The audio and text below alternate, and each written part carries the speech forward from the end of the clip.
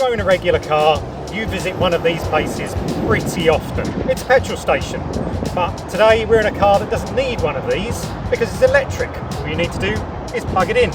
It's the Tesla Model S. This is the cute key that you get with your brand new Tesla, and it looks exactly like a Tesla. But this panel here is all a touch system, and that's how you unlock your car. But it looks even better if you just walk up to your car. So let's do that.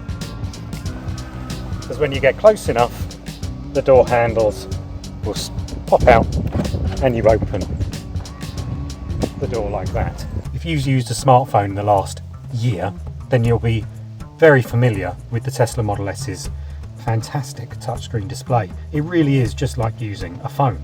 All of these buttons up here relate to main features. So logically you have your navigation, you have your system for connecting Bluetooth devices down here, but these can be swapped around or you can make them full screen. So there's no need, if you don't want to have two individual displays, to see that. You can have just one. You can link it up with your phone and show your calendar. You can link it up with your phone to play music, but this also has the option of using Spotify, and that's built into the car as well. Tune-in radio, standard radio, or your own devices that you use with Bluetooth. Because there's a 3G connection solidly all the time inside the car, you can browse the web. Not recommended when you're driving, but you can browse the web. You can use the phone as well, just like you would do normally. There's a rear view camera for when you're reversing, which can also be live all of the time.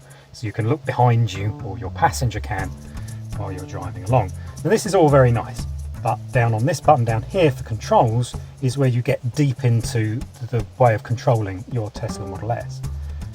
We showed you the sunroof system in the drive video. There's also ways to adjust the ride height. You can adjust the steering mode. We've had it in sport, which felt heaviest. Standard and comfort felt extremely light, but if you're used to electric assisted steering, you'll find them pretty normal. There is one also interesting feature of this, regenerative braking. This is a new feature from Tesla, provided in an over-the-air software update, and it slows the car down when you take your foot off the accelerator, like a brake, but not like engine braking. There are two settings, standard and low. Low is the newly added version for this, and it makes the car feel like a regular combustion engine because it slows you down sufficiently without really braking the car, which is what standard does. It's a very, very interesting addition to the car. You can adjust how your displays are here, you can adjust the way that the e-brake works, and from down here you can lock and unlock the doors, you can adjust the way the lights work. It's extremely intuitive. Anybody who's used a phone or a tablet will find this very simple to use. Big problem is it's difficult to use when you're driving along. But other than that, that's how you use your Tesla Model S. There are, other than the indicators and the gear stick on the steering column, that's it. So it is very much a car for the smartphone generation. So here we are, we're inside the Tesla Model S. This is the P90D, which means it's all-wheel drive, and it's their top of the range model, as you can see from this rather large 17-inch touchscreen on the dashboard here, because we have ludicrous mode, which means it'll go very, very fast indeed. The touchscreen is standard on all models. The only differences are we have a big sunroof, and you can specify wood dashboard and different materials for the interior. The dashboard is also digital and shares some of the information that you'll get on the touchscreen here. For example, you have a full mapping system, which is Google Maps provided. You have a smaller GPS display on the dashboard as well. If you lose 3G connectivity with your maps here, it just reads from the GPS on the dashboard. 3G connectivity is standard on the car, and it also connects to Wi-Fi, so when you're parking outside your house it'll connect up to your Wi-Fi, which is also how it deals with software updates which add new features to the car and can potentially cure problems as well. In theory, there's no need to visit a dealer with the car. There's so few moving parts, and the majority of issues potentially could be cured with a software update, just like your phone. And in fact, this is all very phone-like to use. A huge touchscreen with very iOS-like systems, just like your iPhone. It does share a lot of similarities with your iPhone. The sunroof, while we're stationary here, this is how simple it is to use. You simply move your finger over the top here to open the sunroof and to close it again. It's very simple, but as with all touchscreens, it requires you to look at it, and that's not very helpful when you're going down small streets or on motorways or any situation where you might hit somebody else.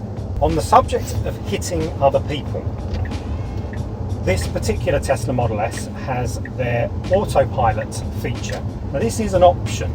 The software is enabled on all Tesla Model S's, but you do have to specify that you like Autopilot. They don't want to call it self-driving, but it is the first stage to a self-driving car. Now it only works on motorways, certainly here in the UK. So we're getting on a motorway now, and you will be able to see how it works. If you've used cruise control before, it's very similar. But if you've used old cruise control, it's a lot easier to use. It's used with this stalk down here, and a double pull towards you will accelerate the car up to the speed limit.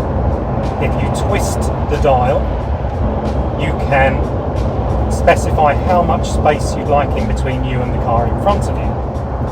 Now at the moment, although my hands are on the wheel for legal reasons, they don't have to be. I'm being kept in between the lines of the road here.